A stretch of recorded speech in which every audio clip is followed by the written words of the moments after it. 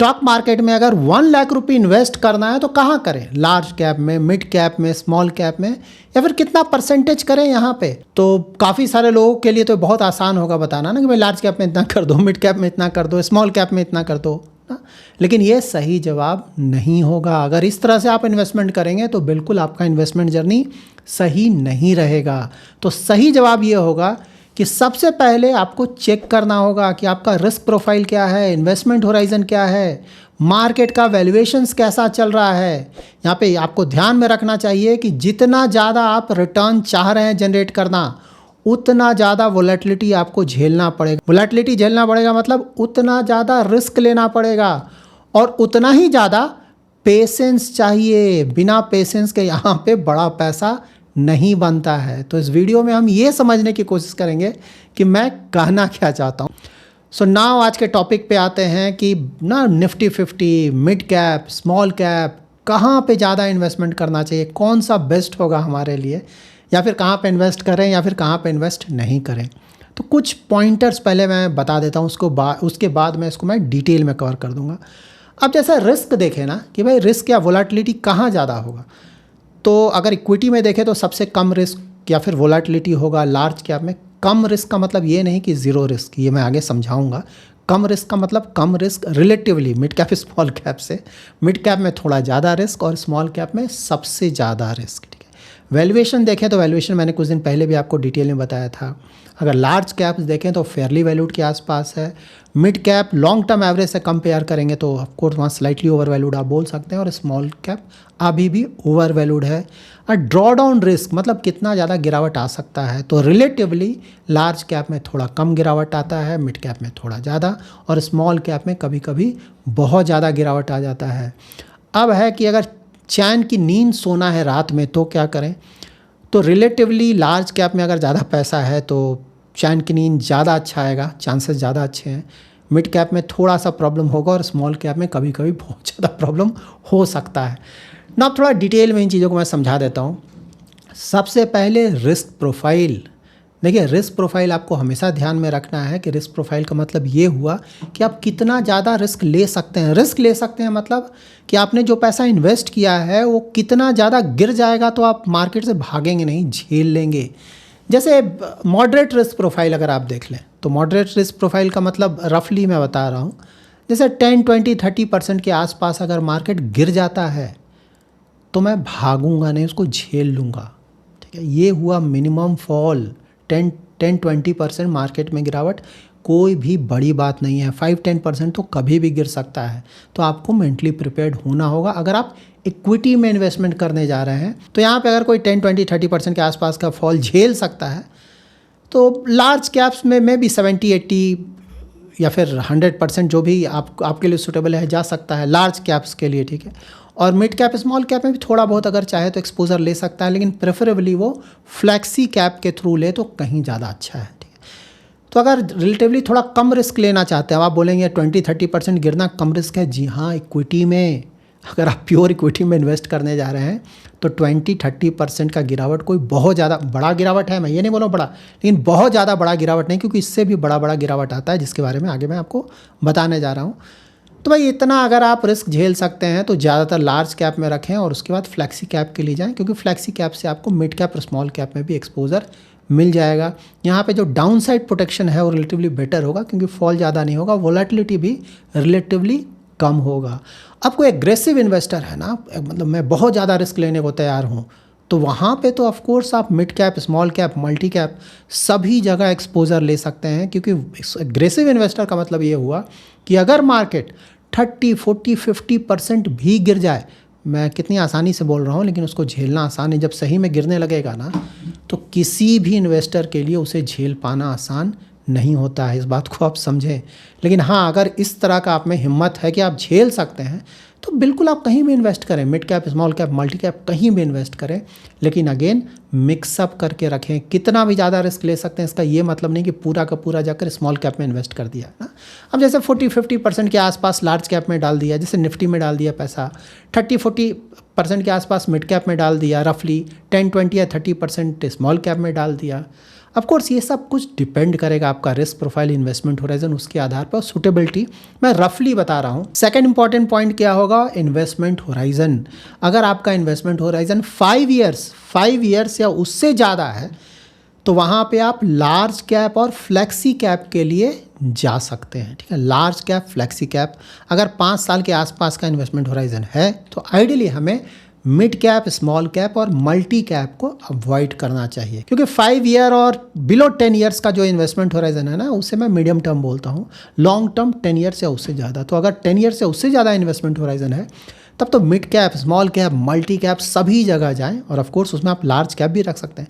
ये मैं मिनिमम बोल रहा हूँ, ऐसा नहीं ना कि किसी का 10-20 ईयर्स का इन्वेस्टमेंट होराइजन है तो मैं लार्ज कैप में इन्वेस्ट ही नहीं करूँगा, ऐसा नहीं है। मैं सिर्फ ये बोल रहा हूँ कि मिनिमम 5 ईयर्स का इन्वेस्टमेंट होराइजन रखें लार्ज कैप के लिए, और अबाउट 10 ईयर्स का इन्वेस्टमेंट होराइजन रखें मिड कैप, स्मॉल कैप और मल्टी कैप के लिए। और उससे ऊपर कोई भी इन्वेस्टमेंट होराइजन है तो कहीं भी इन्वेस्ट कर सकते हैं। ध्यान ये रखना है कि रिस्क जितना ज़्यादा है उस पर्टिकुलर कैटेगरी में या स्टॉक में, वहाँ पे होल्डिंग पीरियड थोड़ा बढ़ाने की कोशिश करें ताकि ओवरऑल एवरेज आउट करके रिटर्न्स आपके ठीक ठाक आ जाए। होता क्या है, कभी लार्ज कैप अच्छा कर जाता है, कभी मिड कैप अच्छा कर जाता है, कभी स्मॉल कैप अच्छा कर जाता है, कभी तीनों ही अच्छा कर जाता है, कभी तीनों ही अच्छा नहीं करता है। तो इसीलिए अगर आप लॉन्ग टर्म का इन्वेस्टमेंट होराइजन करेंगे ना, तो कभी ये अच्छा कर गया, कभी वो अच्छा कर गया, आपने सब में थोड़ा बहुत एक्सपोजर लिया हुआ है, डाइवर्सिफाई करके रखा है, तो ओवरऑल एवरेज आउट करके रिटर्न्स ठीक ठाक आ जाता है। अब यहाँ पे है कि अगर 5 ईयर्स से कम का इन्वेस्टमेंट होराइजन है तो हाइब्रिड फंड्स, तो 3 to 5 ईयर्स का इन्वेस्टमेंट होराइजन तो हाइब्रिड फंड्स को भी कंसिडर कर सकते हैं। अगेन ये मिनिमम बोल रहा हूँ, अगर कोई कम रिस्क लेना चाहता है तो वो 10 ईयर्स के लिए भी हाइब्रिड फंड्स में इन्वेस्ट कर सकता है। ऐसा नहीं कि 5 ईयर्स से ज़्यादा करना ही नहीं, मिनिमम तो 3 to 5 ईयर्स के लिए हाइब्रिड फंड्स को कंसिडर किया जा सकता है। और बिलो 3 ईयर्स के लिए एफडी है, पोस्ट ऑफिस डिपॉजिट है, आरडी है, बॉन्ड्स है, डेट म्यूचुअल फंड है, इस तरह के प्रोडक्ट्स को कंसिडर कर सकते हैं। अब बात कर लेते हैं थर्ड और very important point, that is valuations का। तो वैल्यूएशन मैंने ऑलरेडी आपको बताया कि अगर वैल्यूएशन रीजनेबल है ना तो वहाँ पे हमें स्टैगर्ड मैनर में इन्वेस्टमेंट करना चाहिए। अगर अंडर वैल्यूड है तो बड़ा बड़ा पैसा भी लमसम भी करना चाहिए, और अगर ओवर वैल्यूड है तो SIP जैसा ऑप्शन कहीं ज़्यादा अच्छा है, वहाँ पे बड़ा इन्वेस्टमेंट नहीं करना चाहिए। तो यहाँ पे अगर लार्ज कैप्स देखें तो फेयरली वैल्यूड के आसपास है, ठीक है, तो वहाँ तो इन्वेस्टमेंट बिल्कुल हम कंसिडर कर सकते हैं। मिड कैप देखें तो स्लाइटली ओवर वैल्यूड है, तो यहाँ भी थोड़ा थोड़ा करके एक्सपोजर बिल्कुल लिया जा सकता है। स्मॉल कैप्स देखें तो कहीं कहीं ज़्यादा ओवर वैल्यूएशन है, तो वहाँ बहुत छोटा छोटा अमाउंट में अगर हम इन्वेस्टमेंट करें तो कहीं ज़्यादा अच्छा होगा। लेकिन कहीं भी इन्वेस्ट करें मिनिमम 5 ईयर्स का इन्वेस्टमेंट होराइजन, और रिस्की प्रोडक्ट्स में 10 ईयर्स का इन्वेस्टमेंट होराइजन जरूर रखें ना। आप लोग का फेवरेट टॉपिक, रिटर्न पोटेंशियल। तो देखिए निफ्टी 50 में आपको सेफ्टी ज़्यादा मिल रहा है तो रिटर्न थोड़ा कम एक्सपेक्ट करना चाहिए। मिड कैप्स एक स्वीट स्पॉट आपको प्रोवाइड करता है ना, ग्रोथ और स्टेबिलिटी के बीच।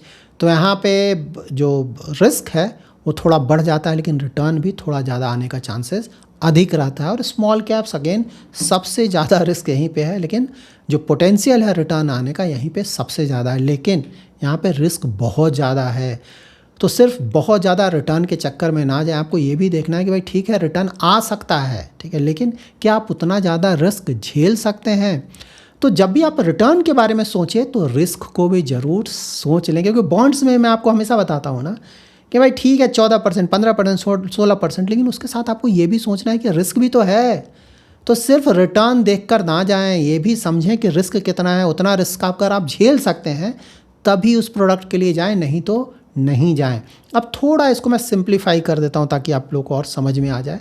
अब जैसे लार्ज कैप में किसी को इन्वेस्ट करना है ना, तो निफ्टी 50 का ऑप्शन है, फ्लेक्सी कैप का ऑप्शन है, तो किसके लिए सूटेबल होगा। जैसे बिगनर है ना, नया नया कोई स्टार्ट करा, उसके लिए बहुत अच्छा हो सकता है कि लार्ज कैप से स्टार्ट करे, उसके बाद फ्लेक्सी कैप में जाए। उसी तरह से रिटायरमेंट के बाद वहाँ आप मिड कैप, स्मॉल कैप में ऑफकोर्स ज़्यादा रिस्क नहीं लेना चाहोगे, लार्ज कैप ही रिलेटिवली बेटर है। तो अगर आप रिटायरमेंट के बाद देख रहे हो तो ऑफकोर्स कंसिडर कर सकते हो। SIP इन्वेस्टर जो कि ज़्यादा रिस्क नहीं लेना चाहते हैं वो यहाँ पे जा सकते हैं।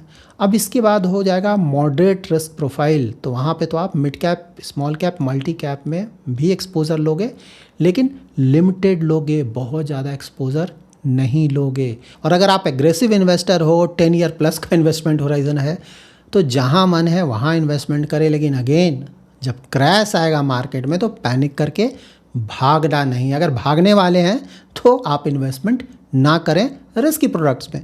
1 लाख रुपीज़ है तो कहाँ इन्वेस्टमेंट करें, कैसे करें? तो रफली मैं बता रहा हूँ, क्योंकि अगेन आपका रिस्क प्रोफाइल है, इन्वेस्टमेंट होराइजन है, सुटेबिलिटी है, मार्केट नॉलेज है, इस सब के आधार पर डिसाइड किया जा सकता है। बट रफली बता रहा हूँ, बेसिस योर कंफर्ट, सुटेबिलिटी आप खुद के लिए डिसाइड कर सकते हैं।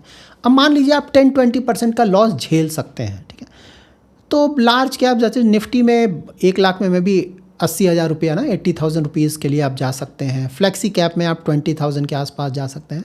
फ्लेक्सी कैप के थ्रू आपको थोड़ा बहुत स्मॉल कैप और मिड कैप का भी एक्सपोजर मिल जाएगा। और नहीं, मुझे pure small cap mid cap में ही एक्सपोजर चाहिए, मैं रिस्क भी ज़्यादा नहीं लेना चाहता हूँ, ना करें तो अच्छा है, लेकिन फिर भी अगर आपको करना है तो मे भी 10% के आसपास का एक्सपोजर लिया जा सकता है। उससे ज़्यादा लेने का मतलब नहीं बनता, क्योंकि बहुत ज़्यादा रिस्की हो जाएगा। अब है कि कोई बोला कि नहीं मैं 20-30% तक का लॉस झेल सकता हूँ, तो ठीक है, निफ्टी में मैं भी लार्ज कैप में 70,000 के आसपास कर दें, मिड कैप में अबाउट 20,000 के आसपास कर दें, स्मॉल कैप में अबाउट 10,000 के आसपास कर लें। कोई अगर एग्रेसिव इन्वेस्टर है, बोल रहा है नहीं मैं तो 40-50% का भी लॉस झेल सकता हूँ, तो ठीक है भाई, निफ्टी में अबाउट 40-50,000 इन्वेस्ट कर दें। फिर उसी तरह से 40-50,000 मिड कैप के लिए सोच सकते हैं, 20,000 या 30,000 स्मॉल कैप के लिए सोच सकते हैं। अगेन मैं आपको एक बैंड बोल रहा हूँ ना, क्योंकि आपको डिसाइड करना पड़ेगा बेसिस योर सुटेबिलिटी, इसलिए मैं एक बैंड बोला। एग्जैक्टली कोई नंबर सभी के लिए परफेक्ट नहीं होगा, क्योंकि सबका रिक्वायरमेंट अलग अलग होता है। अब कोई आकर बोलता है मैं वेरी एग्रेसिव हूँ, 150-60% पे गिर जाता है तो मैं झेल लूँगा, भागूंगा नहीं, तो वहाँ पे तो अगर आप चाहें तो ना लार्ज कैप में 20-30% का एक्सपोजर लें, मिड कैप में 30-40% ले लें, स्मॉल कैप में 30-40,000 का एक्सपोजर ले लें। तो डिपेंड करता है, आपको रिस्क प्रोफाइल और इन्वेस्टमेंट होराइजन के आधार पर डिसाइड करना होगा। और फाइनली मोस्ट इंपॉर्टेंट पॉइंट जो कि आपके इन्वेस्टमेंट जर्नी में हमेशा मदद करेगा, उसको हमेशा ध्यान में रखें, पढ़े रहो इन्वेस्टमेंट फिलॉसफी। जो भी खरीदें अच्छे क्वालिटी का खरीदें, चाहे वो स्टॉक हो या फिर म्यूचुअल फंड स्कीम हो, और लॉन्ग टर्म तक बने रहें। यहाँ पे देखिए 3 चीज़ होता है ना, एक होता है इन्वेस्टमेंट अमाउंट, दूसरा होता है रिटर्न, और तीसरा होता है टाइम पीरियड। तीनों ही इंपॉर्टेंट है। इन्वेस्टमेंट अमाउंट जितना बढ़ाएंगे रिटर्न सही बात है ज़्यादा आएगा, रिटर्न जितना ज़्यादा जनरेट कर लें सही बात है बढ़कर रिटर्न आएगा। लेकिन तीनों में अगर एक चीज़ से पूछा जाए कि सबसे इंपॉर्टेंट क्या है, तो है टाइम पीरियड। रिटर्न हमारे हाथ में नहीं है, इन्वेस्टमेंट अमाउंट भी टू सम एक्सटेंट ही हमारे हाथ में। अब हमारे पास 50,000 रुपया ही इन्वेस्टमेंट करने के लिए, तो हम 10 लाख तो इन्वेस्ट नहीं कर पाएंगे ना, वहाँ लिमिटेशन है। लेकिन टाइम पीरियड रिलेटिवली इन दोनों के मुकाबले हम मैनेज कर सकते हैं, और वही सबसे ज़्यादा इंपॉर्टेंट है, क्योंकि कंपाउंडिंग का बेनिफिट उसी के कारण हमें मिलता है। So that's it in this video. अगर आपको ये वीडियो पसंद आया है तो जरूर लाइक एंड शेयर करें। पहली बार हमारे यूट्यूब चैनल पे आ रहे हैं तो चैनल को सब्सक्राइब करें और हाइप जरूर करें। Thanks lot for watching.